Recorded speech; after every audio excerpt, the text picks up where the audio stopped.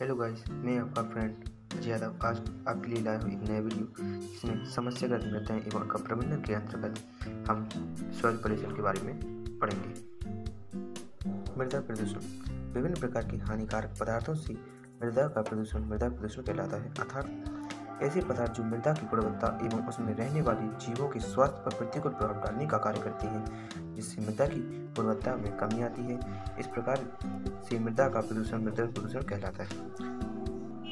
मृदा को प्रदूषित करने वाले कुछ मुख्य कारण निम्नलिखित जैसे औद्योगिक अपशिष्ट पदार्थ इसके अंतर्गत जैसे कागज, रासायनिक उर्वरक, तेल, शुगर मिल्स, कपड़ा, इस्पात, कीटनाशक, कोयला एवं खनिज खनन, दवाइयाँ, कांच, सीमेंट, पेट्रोलियम इत्यादि पदार्थ आने का कार्य करते हैं, जिनका निर्माण करते समय इनसे कुछ अपशिष्ट पदार्थ निकलते हैं, जिससे मृदा का प्रदूषण होता है। इसके बाद हम पढ़ेंगे शहरी अपशिष्ट के अंतर्गत दोनों व्यावसायिक एवं घरेलू अपशिष्ट पदार्थ आने का कार्य करते हैं, जिसमें सूखा एवं गंदा जल सम्मिलित होते हैं, जैसे प्लास्टिक, कांच, धातु, फाइबर, कागज, रबड़, सड़क का कचरा, ईंधन इत्यादि। इसके बाद हम पढ़ेंगे पॉइंट नंबर 3, कृषि संबंधी गतिविधियाँ। कृषि संबंधी गतिविधियों के अंतर्गत हम पढ़ेंगे आधुनिक कृषि प्रणाली बहुत हद तक मृदा को प्रदूषित करती है। कृषि तकनीकी विकास के साथ अधिक उत्पादन प्राप्त करने के लिए बहुत अधिक मात्रा में उर्वरकों, कीटनाशक, शाकनाशकों एवं खरपतवारनाशी को मृदा में डाला जाता है, जिससे मृदा की उपजाऊ क्षमता धीरे धीरे कम होती जाती है, जिससे मृदा का प्रदूषण होता है। इसके बाद हम पॉइंट पढ़ेंगे फूड रेडियो एक्टिव प्रदूषण के अंतर्गत न्यूक्लियर परीक्षण प्रयोगशालाओं के विस्फोट एवं न्यूक्लियर धूल निकलने वाले उद्योगों के परिणाम स्वरूप न्यूक्लियर अपशिष्ट मृदा में प्रवेश करके मृदा की उपजाऊ क्षमता को कम करने का कार्य करते हैं, जिससे मृदा का प्रदूषण होता है। इसके बाद हम पढ़ेंगे नेक्स्ट पॉइंट जैविक कारक अर्थात मलमूत्र। मानव एवं जीव जंतुओं से निकलने वाला मलमूत्र को सीधे रूप से मृदा के ऊपर डाल दिया जाता है या मृदा के नीचे दबा दिया जाता है, जिससे मृदा की उपजाऊ क्षमता कम होती है, जिससे मृदा का प्रदूषण होता है। ये हमारे कुल 5 मुख्य घटक थे जिसके कारण मृदा का प्रदूषण होता है। आइए हम इसके बाद पढ़ते हैं मृदा के प्रदूषण के प्रभाव, अर्थात मृदा के प्रदूषण के कारण हमारे सामान्य जीवन पर पड़ने वाले प्रभाव, जैसे मनुष्यों के स्वास्थ्य पर प्रभाव। आज के समय में हम देख रहे हैं कि मनुष्य विभिन्न प्रकार के रासायनिक पदार्थों का उपयोग करके फसल को अधिक मात्रा में उपजाने का कार्य करता है, जिसके कारण हम रासायनिक उत्पादित फसलों को खाने का कार्य करते हैं, जिससे हमें विभिन्न प्रकार की बीमारियां होती हैं।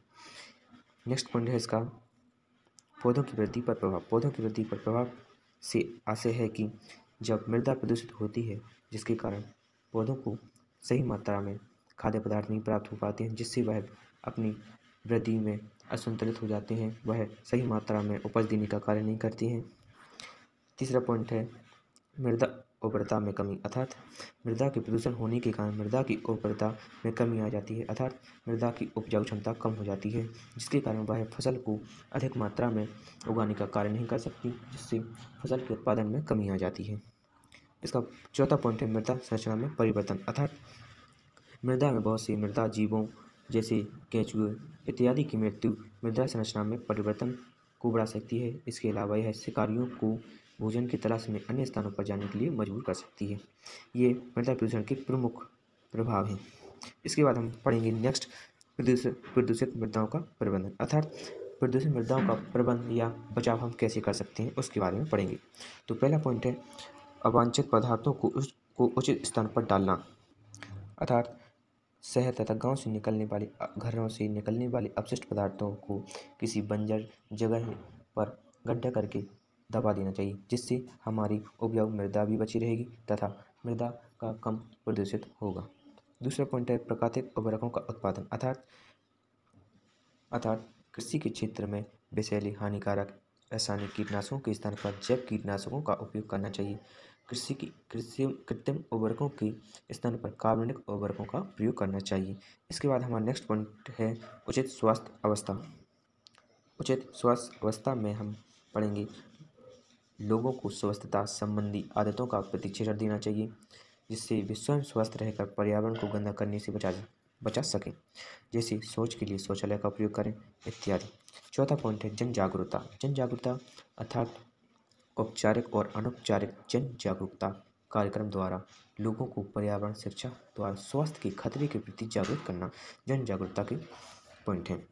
इसके बाद हम पढ़ेंगे नेक्स्ट पॉइंट, अपशिष्टों का पुनर्चक्रण और पुनर्उपयोग, अर्थात जैसे कागज, प्लास्टिक, धातु, कांच, कार्बनिक, पेट्रोलियम उत्पादों एवं औद्योगिक पदार्थों को उचित मात्रा में रिसाइकिल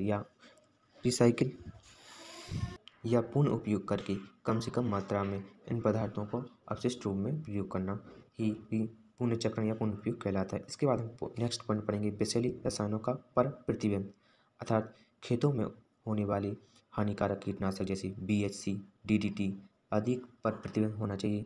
इनके स्थान पर कम विषैली जल्द अपघटित होने वाली रसायनों और जैविक कीटनाशकों का उपयोग करना चाहिए। आज का हमारा यह टॉपिक यहीं ख़त्म होता है and thank you for watching my video. Please share, comment, like my video boys. चलिए फ्रेंड, मैं आपका अपना फ्रेंड अजय यादव आपको मिलूँगा अब नेक्स्ट वीडियो में। Thank you for watching my video.